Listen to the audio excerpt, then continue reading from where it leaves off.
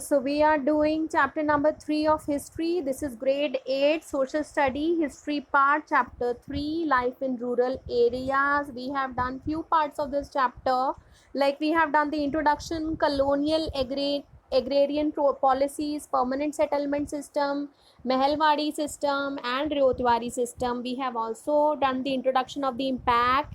Now I am going to tell you the next topic, that is the impoverishment of the peasantry. impoverishment मतलब कोई चीज़ ख़राब हो जाना, किसी चीज़ की हालत बिल्कुल ख़राब हो जाना. पीजेंट्री यानी कि किसान जो लोग हैं उनकी हालत यहाँ पे ख़राब होने के बारे में हम इंडिकेट कर रहे हैं. तो बेसिकली उनकी कंडीशन एकदम बेकार हो गई. ये पूरा टॉपिक इसी बारे में है. और आपको प्रीवियस टॉपिक्स अगर आपको पढ़ने हो, कोई डाउट्स हो, तो आप प्रीवियस वीडियोस में जाकर आप देख सकते हो डिस्क्रिप्शन बॉक्स में. I will try to put it in the description box. अगर ना डिस्क्रिप्शन बॉक्स में हो तो आप ऐसे ही स्क्रॉल करके देखना, you are going to find it. Okay, so this whole chapter I am going to try to just complete this whole chapter, but in this video I am discussing impoverishment of the peasantry. okay, so हमने discuss किया कि ये जो सारे revenue systems हैं इनसे बेचारों को, पीजेंट्स को ही सारी दिक्कत हो रही थी, बिकॉज दे हैड टू पे the revenue finally, and the land was the only thing that was the only source of income they had. उनके पास कोई सैलरी तो कहीं से आती ही नहीं थी.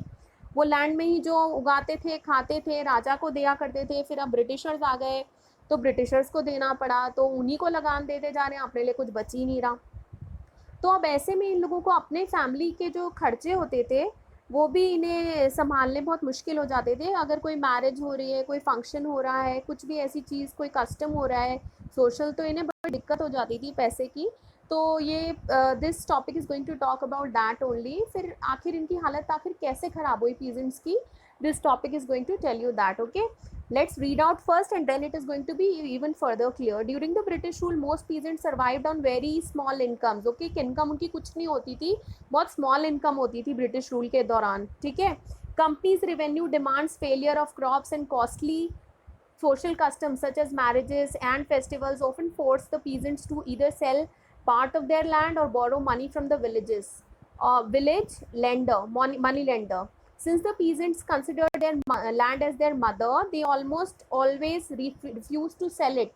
So borrowing money from the money lender was only the option left. okay, हमने discuss किया था एक्चुअली, जो हमारा फर्स्ट वाला सिस्टम था परमानेंट सेटलमेंट, हमने ये वाली चीज़ डिस्कस की थी कि जब उन लोगों के पास कुछ भी नहीं रहता था तो they used to go to this lala ji. Okay, who used to give them money, lend them money. Okay, they were called the money lenders. Okay, and this we have already discussed in the class also. So British rules में इनके पास कुछ ज़्यादा income बचती नहीं थी, और कभी इनकी कोई ऐसी मैरिज वगैरह हो रही है, कोई कॉस्टली सोशल कस्टम हो रहा है, या कोई फेस्टिवल हो रहा है, तो इन लोगों को लगता था कि अब क्या करें हम. पीजेंट्स को लगता हम पैसे कहाँ से लाएं, तो वो पैसे लाने के लिए क्या करेंगे, उनके पास सिर्फ ज़मीन ही तो है. तो ज़मीन का वो छोटा सा टुकड़ा या तो बेचते थे, या फिर वो एक ऑप्शन तो उनके पास ये है कि वो अपनी ज़मीन थोड़ी सी बेचें, क्योंकि सारी तो बेच नहीं सकते, फिर खाएंगे क्या, आगे क्या सोर्स होगा इनकम का. तो वो थोड़ा सा पार्ट लैंड का या तो बेचते थे, तब उन्हें पैसे मिलते थे, या फिर वो जो विलेज मनी लेंडर होता था उससे मनी बोरो करते थे, मीन्स उधार लेते थे कि हम आपको लौटा देंगे धीरे धीरे करके. ठीक है. लेकिन मोस्ट ऑफ द टाइम्स कभी उनका वापस हो नहीं पाता था, और वो हमेशा कर्जे में ही आ जाते थे. Since the peasants considered their land as their mother, कहते थे कि धरती इनकी माता है, they used to consider their land as their mother, तो वो कभी हमेशा उनको अपने लैंड को सेल करने के लिए हमेशा रिफ्यूज़ ही करते थे. तो लैंड सेल करने वाला ऑप्शन हो गया क्लोज. तो कौन सा ऑप्शन बचा, उनको पैसा चाहिए तो बोरो करना मनी. मनी किससे बोरो करेंगे, मनी लेंडर से बोरो करेंगे. अब आगे अगले स्टैंजा में पढ़ते हैं आखिर इस वाले आइडिया में क्या कॉम्प्लिकेशन है. Money lender mortgage the land of the peasant and charge the high rate of interest. Mortgage का मतलब होता है गिरवी रखना. आपने सुना होगा ना कुछ फिल्मों में, कुछ गिरवी रख दिया, कंगन गिरवी रख दिया, ज़मीन गिरवी रख दिया. तो सेम वे मनी लेंडर जो होता था वो उनको ऐसे थोड़ी ना फ्री में पैसे दे देगा, उन्हें कुछ चीज़ सबूत के तौर पे रखनी पड़ेगी वहाँ पर कि देखो हमारे पास ये चीज़ है, अगर हमने आपका पैसा नहीं दिया तो आप ये वाली चीज़ हमारी ले सकते हो. तो उनके पास फिर वही चीज़ है, क्या, हार के उनके पास लैंड ही तो है, तो लैंड अपना गिरवी रखते थे और उसके बदले में वो थोड़ा सा पैसा लेते थे मनी लेंडर से. बट जो मनी लेंडर होता था वो भी स्मार्ट, वो उनसे बहुत हाई रेट ऑफ इंटरेस्ट लेता था. हाई रेट ऑफ इंटरेस्ट यानी अगर उन्हें 10 रुपया उधार चाहिए तो वो कहेगा देखो मेरे को जब आप वापस करोगे तो आपको 10 की जगह 15 रुपये वापस करने पड़ेंगे। ये सिर्फ एक एग्जाम्पल है ना, कुछ रियलिटी नहीं है इसमें, सिर्फ समझाने के लिए यूज़ किया है। तो जब इतना सारा वो इंटरेस्ट लेते थे तो वो बेचारा किसान, उस टाइम तो उसे ज़रूरत है, तो उस टाइम तो वो करेगा, मरेगा क्या नहीं करेगा। तो he used to finally just do something about it and used to just put some part of his land for the mortgage, and he used to get his money. Okay, whichever amount of money he needed for the marriage or any social custom, he used to take it. Okay, लेकिन बाद में क्या होता था, बाद में वो उधार वो चुका नहीं पाता था और बहुत सारे कर्जे के नीचे वो दब जाता था। अब देखते हैं आगे क्या होता है। Once in debt most peasants were unable to repay the money, नहीं चुका पाया वो मनी, ठीक है। So the mortgage land was taken away by the money lender। अब क्या होगा, वो जो लाला जी मनी लेंडर जी हैं वो लैंड ले लेंगे, क्योंकि उन्हें मनी नहीं मिली अपनी वापस, उन्होंने पहले ही इतना बड़ा इंटरेस्ट रखा था, तो उनकी नज़र तो एक्चुअली लैंड पे ही थी कि अब वो लैंड भी उनका हो गया, ठीक है। कम पैसों में उन्हें इतना सारा लैंड मिल गया। अब वो लैंड धीरे धीरे धीरे धीरे करके वो सारा लैंड जो होता था मनी लेंडर के पास पहुंच जाता था, ठीक है। जब फिर कभी ज़रूरत पड़ी तो और थोड़ा सा लैंड उन्होंने गिरवी रखवाया, एंड फाइनली वो अपने लैंड से हाथ ही धो देते थे, ठीक है। मतलब they used to become landless. Once landless the peasant found it impossible to support his family. अब लैंड ही नहीं रहा तो क्या वो उगाएंगे और क्या वो खाएंगे, सपोर्ट कैसे करेंगे अपनी फैमिली को, उनकी फैमिली का पेट कैसे वो पालेंगे, right. According to a government survey in the mid 18th century, now they are talking about a government survey. Government used to do surveys. Okay, so they are talking about a survey which took place in mid 19th century. Okay, 8 out of every 10 peasants had unpaid debts, यानी कि 10 में से 8 जो किसान हुआ करते थे वो उधार के नीचे ही दबे होते थे, उन्होंने अपना उधार चुकाया नहीं होता था। बहुत ही कम ऐसे किसान होते थे, 2 ही किसान होते थे 10 में से जो अपना उधार चुका पाते थे। यानी कि जो लाला जीज होते थे उनके पास सारा लैंड पहुंच जाता था और उन बेचारों के पास खाने के लिए कुछ भी नहीं होता था कि वो कहाँ कमाएंगे और कहाँ वो फसल उगाएंगे, अपनी लैंड ही नहीं रहा तो कहाँ वो क्या गुजारा कैसे होगा, right. So this was the state. The new revenue system, this is the next last stanza rather. This is page number 23 and we are studying impoverishment of the peasantry. The new revenue collection systems created a class of zamindars who were completely indifferent to the welfare of the farmers. Their only aim was to extract the maximum from the peasants. They did nothing to improve the agriculture. Irrigation facilities were almost non-existent. Oh, I'm sorry, I did not turn the page, so sorry.